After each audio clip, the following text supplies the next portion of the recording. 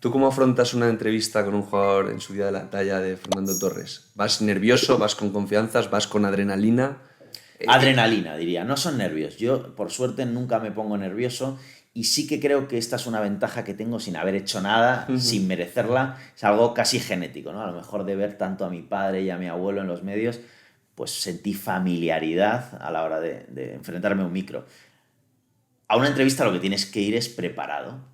Si tú sabes perfectamente por dónde te puede salir el personaje, qué tienes que preguntar, cuáles son los temas que están de actualidad, las curiosidades que a la gente le interesaría saber, tienes que ir confiado y listo a una entrevista. Te imponen algunos, oye, la primera vez que entrevisté al rey, joder, pues era un chaval, se me pone el rey con su 1,95 m, los 16 guardaespaldas que le rodean, la reina al lado, y no te diré que me temblaban las piernas, pero sí que estaba muy responsabilizado. ¿Cómo preparaste, por ejemplo, esa entrevista con el rey? Te digo una cosa, las entrevistas con la Casa Real son las más fáciles, porque tú no te tienes que lucir. O sea, Ujú. ya sabes lo que puedes o lo que debes y no debes preguntar. Yo al rey no le puedo poner en un compromiso. No dejo de ejercer mi papel de periodista, No le vas a sacar un titular. pero efectivamente no es una entrevista para lucirte, es una Ujú. entrevista para que la gente escuche al jefe del Estado antes de un gran partido, un gran evento.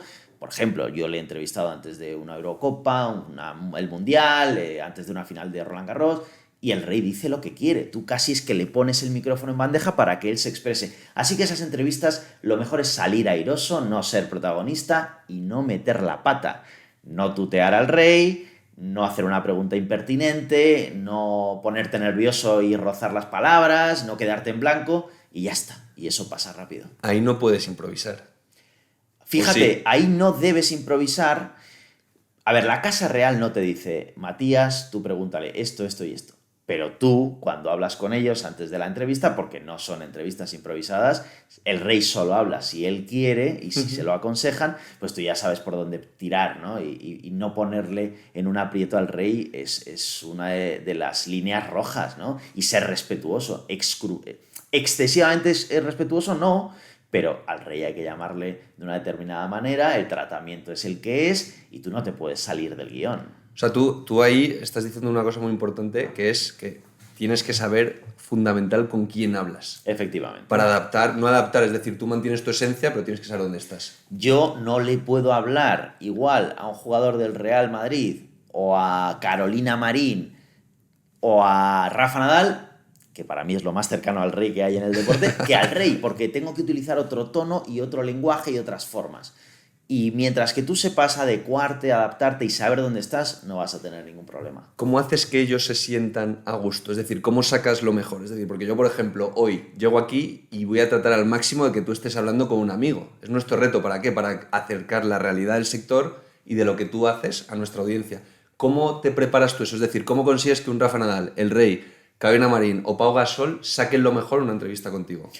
Pues ahí está el mérito del periodista y ahí es donde se ve si el periodista es bueno, es malo, es torpe, es atrevido, es valiente. Para mí hay una bandera fundamental que siempre enarbolo, que es la del respeto. Tú Ujú. con el respeto y la educación puedes ir a cualquier lado. Puedes preguntar cualquier cosa siempre que no te saltes esos códigos. Yo, como periodista, tengo la obligación de ser incisivo, de ser agresivo en el buen sentido de la palabra, de Ujú. intentar exprimir al máximo al personaje y sacar un titular bueno, o que la entrevista sea interesante, que sea noticia, pero hay unos límites, ¿no? Hay preguntas que son incómodas, pero hay que hacerlas. Ujú. Y no es lo mismo hacerlas para meter, para pinchar al personaje y al protagonista con ganas de hacer daño que hacerlas de forma respetuosa. Y yo creo que eso también te lo da la experiencia, los consejos de la gente que sabe más que tú y el saber estar que tienes y que vas ganando con el paso de los años. ¿Es innato? Es decir, tu forma de comunicar, tu forma de hablar frente a la cámara, ahora que eres presentador, ¿eso es innato? ¿Se trabaja con el tiempo? ¿Das algún consejo para que se mejore tu comunicación delante de una cámara? Vamos a ver, yo tengo una base que sí que es innata, es genética, me viene regalada de parte de dos monstruos de la comunicación como son Matías Prats abuelo y Matías Prats padre. Pero te digo una cosa, yo con 19 años era mucho peor que ahora. ¿Qué significa esto? Que yo he trabajado, he aprendido, me he formado y como siempre me interesó tanto la comunicación, pues yo tengo una teoría con la comunicación. La comunicación es todo. La comunicación es la vida. El juez comunica, el abogado comunica, el médico comunica, el futbolista comunica, el entrenador ya ni te cuento, todo es comunicación. Y por eso me extraña que no le den, por ejemplo, en la época escolar, en la etapa escolar, no le den importancia a la comunicación. ¿Por qué no hay un año en el que haya una asignatura de comunicación? Si nos va a servir a todos, da igual qué rama escojas o qué profesión. Son canales, todos son canales y hay que saber utilizarlos y adaptar a cada uno. Claro. Dicho esto, yo he entrenado. O sea, yo recuerdo que Michael Jordan decía que en el 84 era bueno, pero en el 90 era mejor. Y eso es porque ha jugado muchos partidos y ha entrenado muy duro.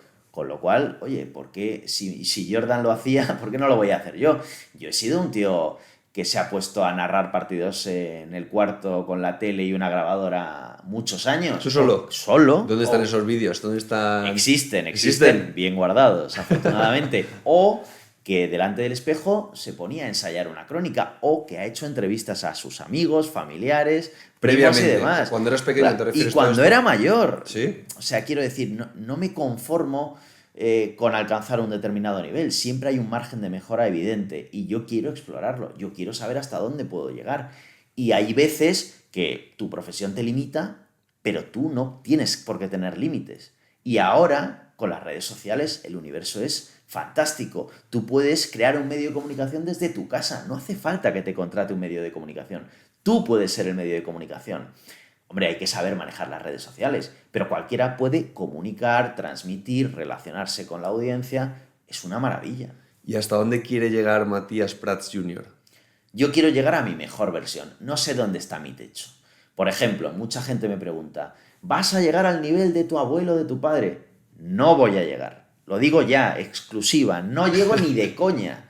Están lejísimos. Sobre todo mi abuelo. Mi abuelo, pues no hay otro como él ni habrá. Mi padre es un figura. Pues yo tengo que hacer mi camino. Pero dentro de eso, yo quiero ser el mejor Matías. Yo quiero ser mi mejor versión. Y para eso tengo que trabajar, entrenar y aprender de los mejores. ¿Tú has sentido esa presión viniendo de una familia como los Matías Prats, excelentes comunicadores, periodistas? ¿Tú eso lo ves como un reto? ¿Para ti es una presión o eso cómo lo has vivido? Para mí llamarme Matías Prats, más que una presión, es una responsabilidad. Yo tengo que mantener a buen recaudo el apellido, no lo puedo manchar. Y eso se hace ejerciendo con responsabilidad tu profesión, siendo honesto, riguroso, no inventándote las cosas, siendo buen compañero, tratando de ser un tipo sencillo, humilde, lo que he visto en mi casa. Pero presión no, porque una vez que yo ya sabía que no tenía el talento natural de mi abuelo ni el arte de mi padre, pues oye, he ido haciendo mi caminito poco a poco, sin molestar a nadie, intentando mejorar, crecer, superarme y evolucionar. Así que para mí es una responsabilidad y un orgullo. Oye, que estos dos grandes han sembrado cosas muy bonitas que yo estoy recogiendo. Me imagino que habrá sido una fuente de inspiración también, o sea, eso es la parte positiva, ¿no? Te habrán servido también para inspirarte. Sí, mi padre y sobre todo mi abuelo han sido fuente de inspiración. Al abuelo lo tengo en un pedestal absoluto, fue un tío irrepetible, un pionero de la radio y de la comunicación, un maestro de la palabra y para mí un ídolo. Ya sé que es raro tener al ídolo en casa, pero yo lo tenía muy cerquita y mi otro ídolo es mi padre. A mi padre es imposible no quererle, no respetarle, no admirarle, porque es lo que ha ido sembrando a lo largo de su brillante trayectoria profesional y me ha enseñado muchísimo. Es cierto que me ha enseñado más como padre, como persona, que como profesional, pero de su capacidad de comunicar me lo llevo todo, me lo quiero quedar. Si tuvieses que definir, o si tuvieses que mencionar, mejor dicho, un highlight o algo que te quedes de ellos, ¿qué es lo que más has aprendido de ellos? Yo creo que de mi abuelo he aprendido a amar la profesión y a ser muy respetuoso con el oyente o el televidente, con la audiencia. A mi abuelo le escuchabas narrar un partido y era una delicia porque era un tío preparadísimo, muy culto, muy descriptivo, muy analítico, era un adelantado a su tiempo. Es verdad que esa forma de narrar ya no se lleva, pero era toda una experiencia escuchar cómo contaba las cosas, cómo las narraba, con esa pasión, con ese verbo potente, una voz incomparable e inimitable, y por eso creo que al abuelo hay que tenerle en otra categoría, no se puede competir con él. Para mí es el mejor periodista de radio, sobre todo, que ha dado España. Y a mi padre le envidio por esa capacidad sobrenatural de salir bien de todas las situaciones. Se caen 2 torres gemelas en directo en Nueva York en un informativo y él es capaz de 7 horas seguidas narrar la situación sin ponerse nervioso, ser prudente, ser descriptivo, ser analítico, apoyarse en los expertos, ser intuitivo. Es un espectáculo. Esa narración de mi padre ha pasado a la historia porque nadie lo sabe hacer igual que él. Cuando se enciende el piloto rojo de la cámara, no hay guión porque está pasando algo en directo, es el mejor. Ahí es el mejor. Y ese día me di cuenta de que mi padre, en esas situaciones límite donde a cualquiera nos entraría el tembleque, ahí él se maneja como pez en el agua. Y no hay nadie que lo pueda hacer igual que él. ¿Y eso cómo se improvisa? ¿Eso se trabaja? O sea, volviendo al tema de antes que hablábamos de trabajo, improvisación, horas, o sea, obviamente son muchas horas acumuladas para poder hacer eso, pero también ahí también tiene que haber una forma de ser, ¿no? Normalmente las personas reaccionan por estímulos o por impulsos. Y yo creo que muchas veces cuando... o sea, no significa que tu padre, por ejemplo, ahí, en mi opinión, no estuviese nervioso por dentro, pero él no lo transmitía. O sea, él por dentro a lo mejor tendría que estar diciendo, pero ¿qué coño está pasando? Porque era una situación límite.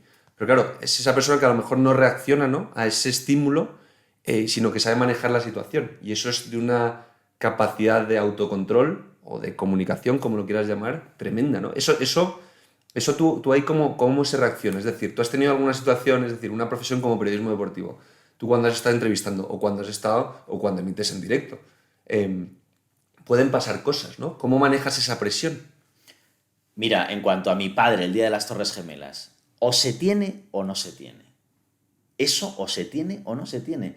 Es verdad que mi padre... O se tiene esa tranquilidad, ¿te refieres? Esa tranquilidad, O esa ese forma de ser. aplomo para salir airoso de situaciones tan complicadas en directo donde la preparación no sirve de nada. Sirve tu bagaje anterior, tu experiencia, las horas de vuelo, aunque quizás no sea la expresión más adecuada para hablar de las Torres Gemelas. Pero mi padre, su experiencia le ayudó mucho en esa circunstancia.